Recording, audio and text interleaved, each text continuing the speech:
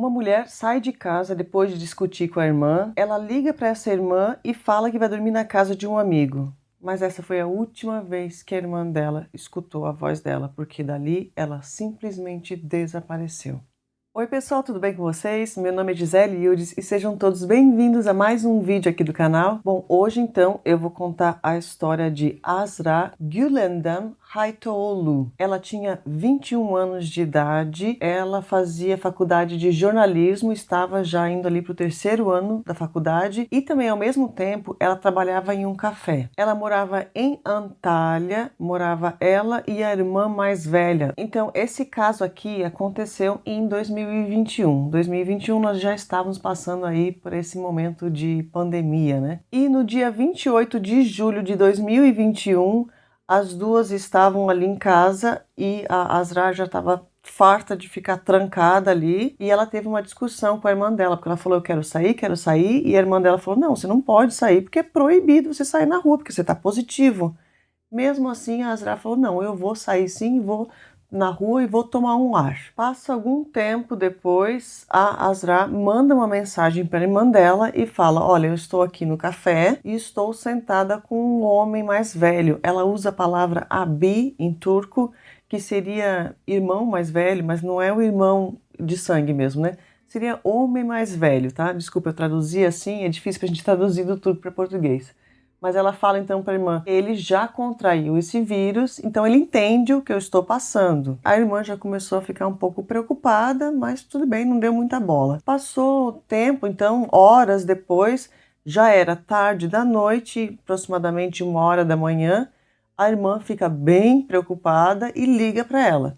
A Azra então fala, não, eu não vou dormir em casa, eu vou dormir na casa de um amigo. Pode ficar tranquila, tá tudo bem, amanhã eu retorno para casa. Mesmo assim, a irmã mais velha, com aquela coisa de cuidar, né, da irmã mais nova, ela ficou muito preocupada e ligou para o pai dela, que mora em Adana. Os dois começaram a ligar para a Azra, mas nesse momento em diante, a Azra não atende mais o telefone e ela não vai mais atender o telefone nunca mais. No dia seguinte, o pai dela fica mais preocupado ainda e sai lá de Adana e vai para Antália. Então, nesse ponto aqui, o telefone da Azra já estava desligado, ninguém tinha comunicação com ela. O pai dela então chega em Antália e vai direto para uma delegacia e registra um BO falando, olha, minha filha está desaparecida. Os amigos da Azra e familiares também ficaram muito preocupados e começaram a colocar as fotos dela nas redes sociais para tentar encontrar ela. Então tinha post assim, olha, ela já está desaparecida 2 dias, já está desaparecida 3 dias, já faz 2 ou 3 dias que ela está desaparecida. Colocaram também o número do telefone do pai dela, se alguém tivesse alguma informação que entrasse em contato, mas ninguém tinha informação nenhuma. Bom, a polícia já estava então investigando o caso e o que eles fazem primeiro? Eles olham o sinal do telefone da Azra e conseguem com a companhia telefônica o registro das chamadas que ela fez também. Naquela noite então ela tinha realmente, né, falado com a irmã dela e além disso ela tinha falado com outro homem que se chama Mustafa Murat Ayhan, um homem de 48 anos de idade. Ele era um empresário de sucesso lá de Antália, morava em um bairro super nobre, era formado em administração e em engenharia e os amigos do Mustafa falavam que ele era uma pessoa super gentil, introvertida, e também que ele sempre elogiava as mulheres, sempre tratava todo mundo muito bem e que eles nunca tinham presenciado nenhuma cena de nervosismo assim do Mustafa, que ele era uma pessoa super calma. E além disso também é importante informar que o Mustafa ele era divorciado e ele tinha um filho de 9 anos. E ele também era dono de uma imobiliária lá em Antália. Então a polícia chama essa pessoa, né, esse Mustafa, uma pessoa super influente ali da cidade, né, um cara com muito dinheiro e tal, chama para colher o depoimento dele. E ele fala, não, realmente eu estive com a Azra naquela noite do dia 28, mas a gente comeu alguma coisa lá no café e tal, jantamos, e dali ela foi para casa. Eu não sei o que ela fez, mas comigo ela não foi embora. E a polícia, então, liberou ele, né, depois desse depoimento, mas mesmo assim eles ficaram com uma pulga atrás da orelha. E agora, então, que as peças desse quebra-cabeça começam a se encaixar. Por quê? Logo que eles começam a investigar o Mustafa, Primeira coisa que eles fazem é olhar as câmeras de segurança ali do prédio dele para ver o que ele fez naquela noite do dia 28. Na câmera, então, eles conseguem ver que ele chega com a Azra dentro do prédio, entram os dois juntos. E além disso também, uma coisa que deixou a polícia muito intrigada foi que nos próximos dias ele saiu várias vezes com uma bolsa assim de ginástica, sabe, essas bolsas maiores. E lembrando que a Azra jamais saiu do apartamento. Agora vocês estão começando a encaixar as peças também, né? Isso aqui tem muita semelhança com um caso muito famoso no Brasil da Elise. Lembram que ela sai no elevador com as malas e tal? E no caso da Elise também, o marido dela nunca saiu do apartamento, né? E a Azra também, mesma coisa, ela nunca sai desse apartamento. Então, no dia 2 de agosto de 2021, a polícia chama ele novamente e confronta ele com as câmeras de segurança. Nesse ponto, então, que ele é confrontado ali pela polícia, ele decide confessar tudo o que aconteceu naquela noite. Vocês já imaginam o que aconteceu, na verdade, né, gente? Então, antes de eu contar aqui a confissão dele, porque ele contou tudo, os mínimos detalhes, tá? Deixa eu só continuar aqui nos próximos dias o que vai acontecer. No dia 3 de agosto, no dia seguinte, então, que ele foi lá dar o depoimento na delegacia, daí então que as pessoas, todas dos turcos aqui já sabiam que ele tinha feito isso com a Azra, algumas pessoas quebraram a porta de vidro da imobiliária que ele era dono. A polícia chegou a investigar para ver quem que tinha quebrado o vidro e tal, mas eles não chegaram a nenhuma conclusão, não conseguiram achar os culpados, ou então também nem deram muita bola para essa questão, né? Porque o que ele fez com essa menina aqui foi realmente uma judiação. A vizinha que morava nesse mesmo prédio onde o Mustafa morava também deu uma entrevista falando que o Mustafa sempre chegava bêbado em casa e sempre com mulheres, e também ela conta que no dia 29, no dia 30 e 31 de julho tinha um cheiro muito forte no banheiro, algum cheiro esquisito que ela não sabia dizer o que era, porque aqui na Turquia geralmente os banheiros têm aquela ventilação e tipo um tubo, sei lá, sabe, no prédio. Então várias janelinhas do banheiro entram nesse mesmo tubo, assim, se você fizer alguma coisa mal cheirosa no seu banheiro, o vizinho de cima ou de baixo vai sentir o cheiro também. O que foi que aconteceu com ela? Ela falou, nesses 3 dias tinha um cheiro muito ruim, eu tive que colocar spray aqui com perfume e tal, né, para tirar esse cheiro, e além disso, ela também abriu o ralo do banheiro, para vocês verem o cheiro, o estado que estava, né? O ralo para ver se tinha alguma coisa ali que ela pudesse limpar e tal. E ela viu que no ralo tinha uma água tipo marrom, que ela não sabia o que era. Enfim, ela colocou alvejante, coisas, né, para tentar ali disfarçar o cheiro. Então agora eu vou contar para vocês exatamente tudo o que aconteceu. Eu vou me basear aqui no depoimento do Mustafa e algumas provas ali que a polícia encontrou também. A Azra e o Mustafa se conheceram no dia 16 de julho de 2021. Vocês veem que tudo aconteceu no dia 28, então foi menos de 15 dias que ela conhecia esse homem. Bom, eles se conheceram no café onde ela trabalhava. E o Mustafa, lembrando que ele era um empresário lá de sucesso de Antalya, ele ofereceu um emprego para ela. E ela falou, tá, talvez eu então pegue esse emprego ou não, de repente eu saia aqui do café, né, para uma coisa melhor e tal. Então, eles decidiram trocar os números de telefone e começaram a se comunicar a partir dali pelo telefone. Então, um tempo depois, a Azra contrai esse novo vírus aí e ele fica sabendo, né, que ela está doente e tal. E ele manda uma mensagem, parece, perguntando para ela como que ela está e tal. E ela manda uma mensagem de volta falando que, olha, eu tô aqui sofrendo muito, a minha irmã não está cuidando de mim, faz 5 dias já que eu não como nada, não tem remédio aqui em casa para mim e tal. E ela ainda comenta nessa mesma mensagem para ele e fala, eu tô num ponto tão terrível que eu estou querendo até perder a minha própria vida. Então ele manda uma mensagem para ela falando, olha, não se preocupa, eu vou aí te buscar, se arruma e tal, a gente vai sair, vamos comer alguma coisa e eu vou te levar na farmácia também para comprar os remédios necessários, você vai ficar bem. Bom, ela discute com a irmã, lembra que eu falei no início do vídeo, então ela fala que vai tomar um ar, ela não comenta com a irmã que o Mustafa que está vindo buscar ela e sai de casa. Os dois saem juntos então e vão num café. Nesse café eles jantam. Enquanto ela tá nesse café, então ela manda mensagem para a irmã, lembra que a irmã recebeu, né? Falando que ela estava lá com um homem mais velho, então, que era o Mustafa. E depois desse jantar, eles vão direto para a farmácia, compram uns remédios lá e ficam andando de carro pela cidade. Aproximadamente 00:40, ela liga para uma outra amiga dela, porque ela queria dormir na casa dessa amiga. Ela não queria voltar para casa, porque ela estava irritada com a irmã. Só que essa amiga dela não atende o telefone, provavelmente porque era muito tarde da noite, ela já devia estar dormindo, né?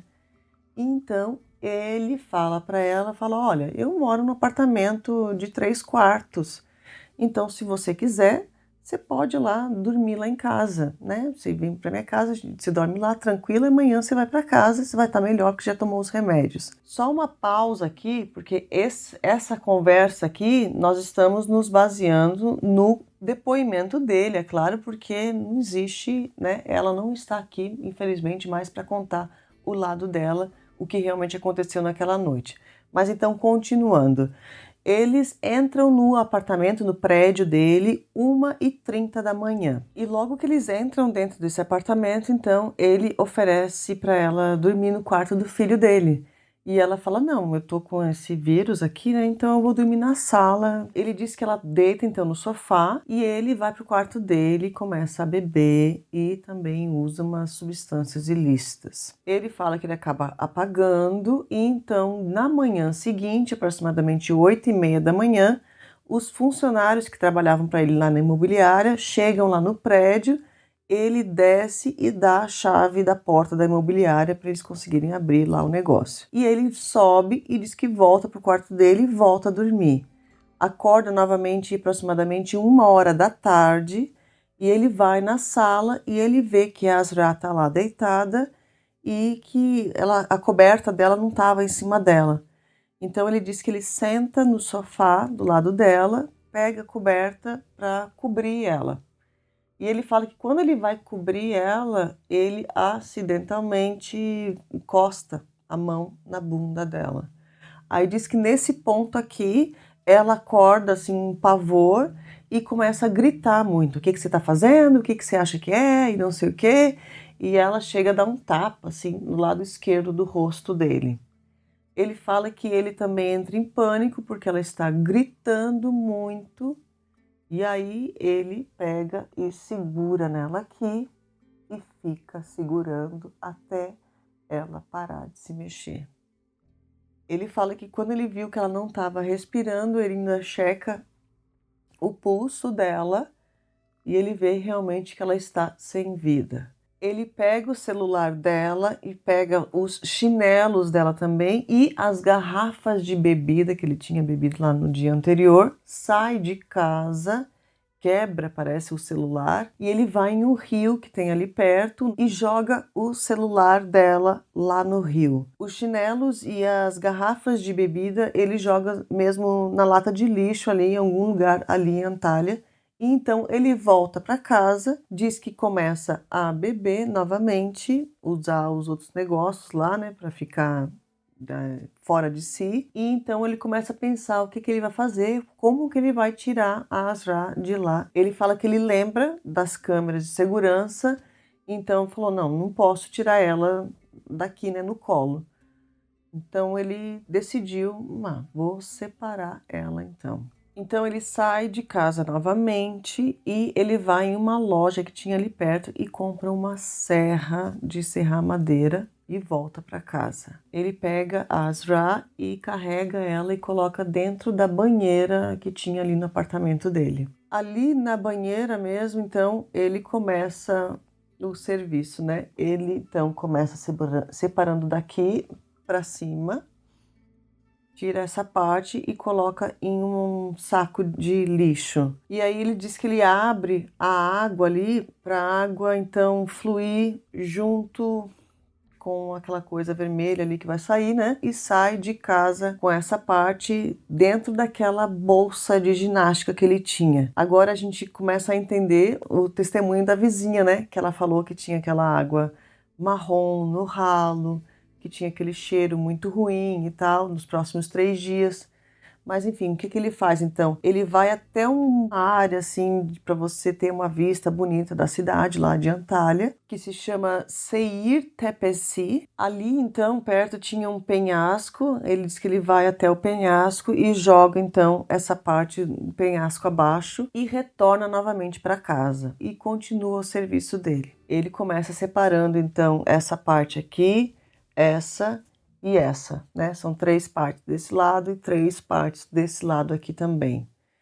E ele vai até o joelho e do joelho até então mais 4 partes aqui. Ele pega e coloca tudo isso novamente em sacos plásticos separados, coloca nessa bolsa de ginástica. Aqui ele fala que ele saiu de casa só uma vez, mas eu acredito que ele saiu mais vezes, de repente para colocar até no carro, né, com essa bolsa aí, porque eram muitas partes para tentar, né, sair ali somente com aquela bolsa que não era muito grande, mas enfim. Antes de ele sair, na verdade, com essas partes aí, o que ele faz? Ele pega a roupa dela. Ela tinha uns shorts, parece um shorts jeans, assim, curtinho, e tinha uma blusa vermelho claro ou rosa, e tinha também o sutiã e a calcinha dela. Ele coloca tudo isso em um balde com alvejante, né? A gente tem domestos aqui na Turquia, seria quiboa no Brasil, e deixa isso de molho lá, sai então com aquelas partes, e daí ele vai para outro lugar, ele vai para uma outra floresta que tem ali em Antalya, aí ele vai dividindo as coisas, tem alguns arbustos ali e tal, ele vai jogando cada peça assim em um lugar diferente e volta para o carro novamente e volta para casa porque ainda tem, né, o resto ali. Então ele vê que o que sobrou, né, que seria toda essa parte aqui, é muito grande. E ele pensou, meu, não vai caber, né, nessa bolsa aqui. Então ele separa também em 2 partes. Então coloca novamente nessa bolsa aí e sai novamente do prédio. E vai novamente na floresta e dessa vez parece que ele chega a enterrar essas partes aí também. Pelo menos aqui essa parte de cima. A outra ele fala que ele jogou em um penhasco abaixo também. Mas a gente vai falar melhor sobre essa parte de baixo, que vai ser uma confusão depois nesse caso aqui, tá?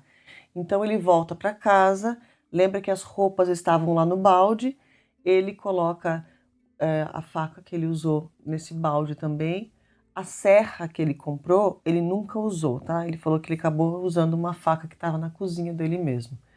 Lava ali então esses utensílios e as roupas também, enxágua tudo, coloca em saco plástico, a faca e a serra, ele vai naquele mesmo rio que ele jogou o telefone dela e joga lá, e as roupas ele joga em uma lata de lixo também ali em Antalya. E dali ele volta para casa e, né, continua a vida dele até a polícia pegar ele. Na verdade, eles pegaram ele muito rápido, tá? Eu acredito que o primeiro depoimento que ele deu, ele estava de repente com algumas partes ainda dentro de casa. Mas depois que a polícia começou a investigar as câmeras do prédio dele, na verdade, ele tinha acabado de terminar o serviço, sabe?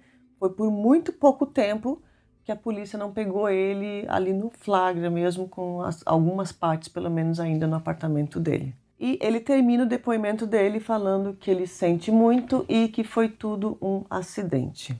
Bom, ele sai então da delegacia, né, com os policiais e ele chega a levar os policiais lá nessa floresta e mostrar onde que ele jogou as partes. Eles conseguem recuperar quase todas as partes, tá? Essa parte aqui de cima e o quadril estava muito difícil para eles encontrarem. Então, eles fizeram ali uma força-tarefa mesmo, colocaram 100 pessoas num período de 48 horas para ficar procurando essas partes. E depois de passar dessas 48 horas, eles realmente encontraram essa parte aqui de cima, tá? O quadril nunca foi encontrado. O que deixa uma dúvida muito grande, né? Porque o quadril poderia provar, então, que algo pior tem acontecido naquele apartamento que vocês já sabem do que eu estou falando, né? Bom, a partir daqui, então, eles começam a preparar tudo, né, para fazer o julgamento e o exame ali dos restos dela voltaram. E agora fica ainda muito mais bizarra essa história, tá? Porque, tá, eles não conseguiram comprovar que realmente, né, ele tenha feito alguma coisa além do que ele falou ali que ele fez, que ele tenha então dormido com ela sem que ela queira. Eu preciso falar assim, tá, gente? Porque senão meus vídeos aqui no YouTube eles caem, tá bom? Mas vocês estão entendendo o que eu tô falando, né? Mas uma coisa muito bizarra eles encontraram ali nos restos dela. Tinha uma das partes que ele, o Mustafa, escreveu nela, usando uma gilete, ele escreveu o nome dele nela. Olha que BO, gente, olha que história. E guarda bem essa informação aqui, porque essa não foi a primeira vez que ele fez isso na vida, tá? Nós vamos ter um depoimento muito importante na hora do julgamento. Mas então o julgamento inicia e é claro que o advogado dele, um advogado muito bom, aliás, ele tenta ali provar que o Mustafa tinha algum problema e que não estava ali entendendo o que estava fazendo. E realmente o Mustafa, ele passava ali por alguns tratamentos psicológicos, ele tomava 7 remédios diferentes, entre eles tinha medicação para esquizofrenia e também para transtorno bipolar. O tribunal então pede uma avaliação psicológica e a audiência então é adiada, né? Depois de um tempo, então, em abril de 2022, volta esse relatório aí e fala que não, ele tinha, sim, plena consciência do que ele estava fazendo e que ele deveria, sim, ser julgado. Então, ele não poderia ser levado para um hospital psiquiátrico e deveria, então, enfrentar ali tudo, né, o que fosse acontecer no tribunal para ser preso ou não. E o julgamento, então, iniciou novamente. Bom, o Mustafa continua alegando que ele fez tudo por acidente e que ele não dormiu com ela, eles não fizeram nada naquela noite, foi tudo como ele relatou lá no depoimento dele. Eu acho, sinceramente, minha opinião pessoal, eu acho que ele estava mentindo, tá, gente? Porque o negócio do nome dele, né, nela, muito estranho isso daí. Mas enfim, ele fala então que ele fez tudo porque ele tinha bebido demais e porque ele tinha tomado os remédios lá, que a culpa era dos remédios e da bebida. Ele não era uma pessoa assim, enfim, e quando ele viu, já tinha acontecido. Daí, o advogado dele também, lembrando, né, advogado muito bom, ele tenta, então, ali alegar que não foi premeditado. Por quê? Se eles conseguem provar, então, que ele estava pensando em fazer isso antes, ele pega a sentença máxima, né? Então, o advogado, querendo prevenir que o cliente dele ficasse lá para o resto da vida, começou a tentar provar que foi tudo mesmo no momento.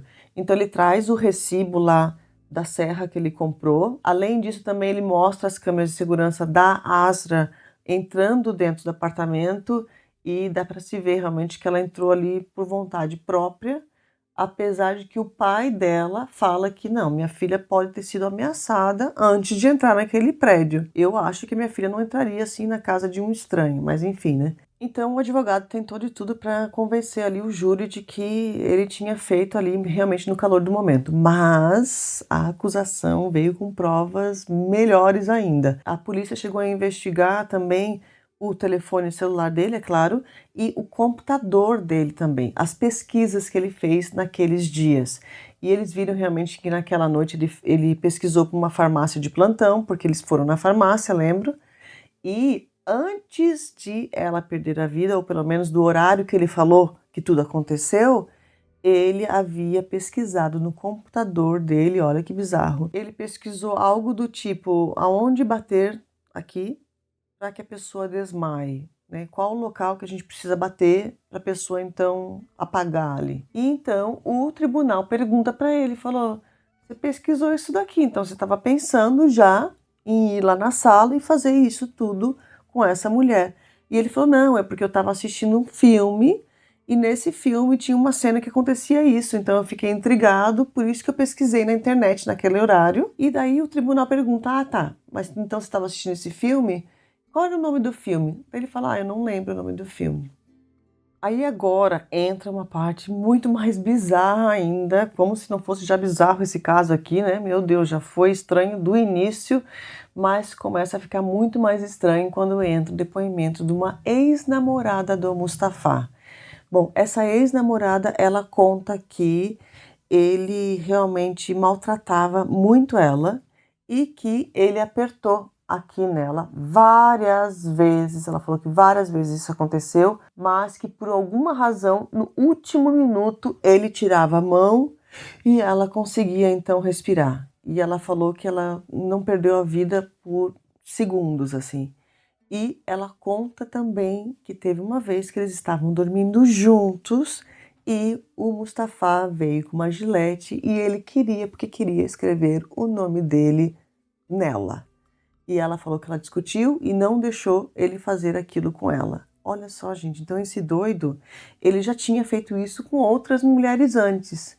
Imagina, essa mulher, ela deu o depoimento, né? Imagina quantas que não saíram com ele antes, que ele também fez a mesma coisa. Ou então algo pior.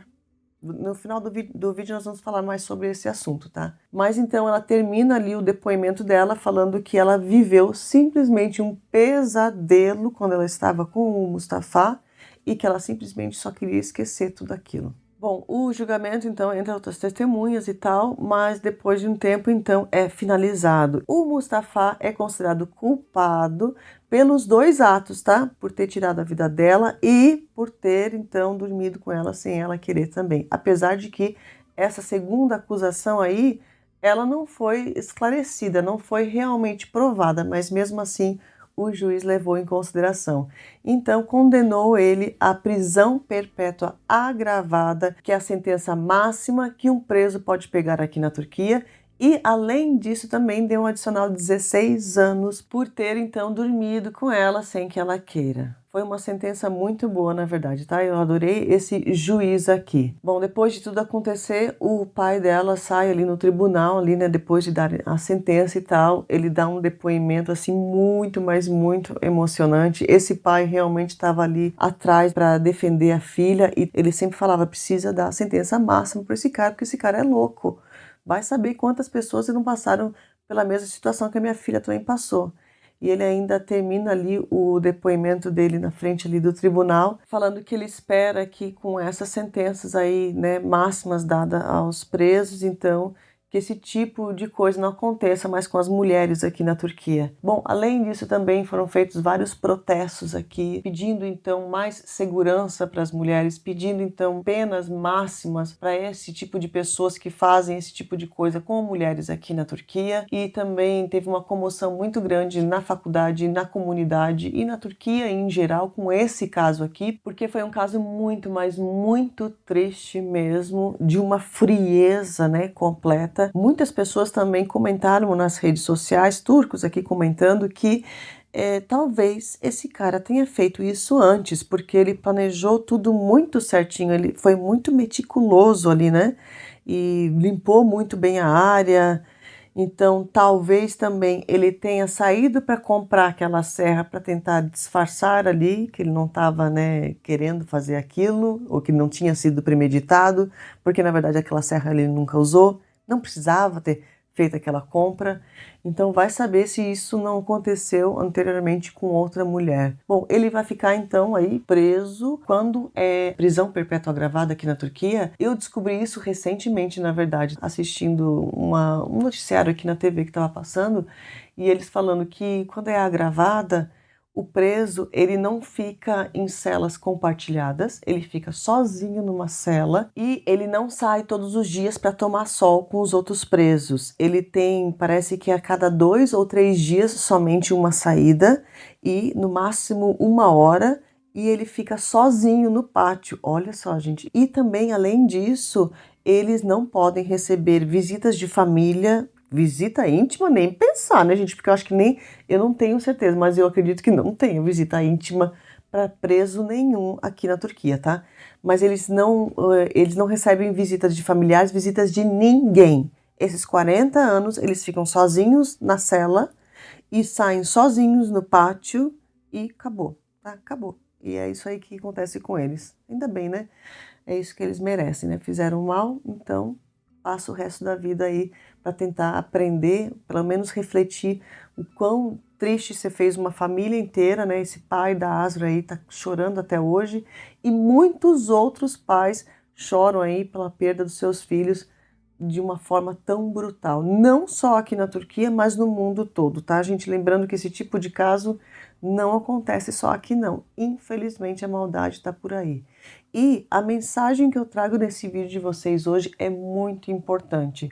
Bom, a Asra, ela conhecia esse homem menos de 15 dias e ela entrou no carro dele. A gente não sabe se foi forçado ou não, mas Nunca, jamais entre no carro de uma pessoa desconhecida e nunca, jamais, em hipótese alguma, entre no apartamento de uma pessoa desconhecida. Tem muita gente ruim aí nesse mundo, muita gente mesmo. Próxima vez que você for sair, sempre lembra aqui da Asra, tá? É importante a gente saber desse tipo de caso para a gente abrir mais a nossa mente também e saber que o perigo tá, né, por aí, por fora. Porque eu acredito que a Asra nunca imaginou que ela estivesse em perigo, mas a gente sempre tem que desconfiar, sempre, sempre, a vida toda, porque o perigo está na esquina e a gente não sabe.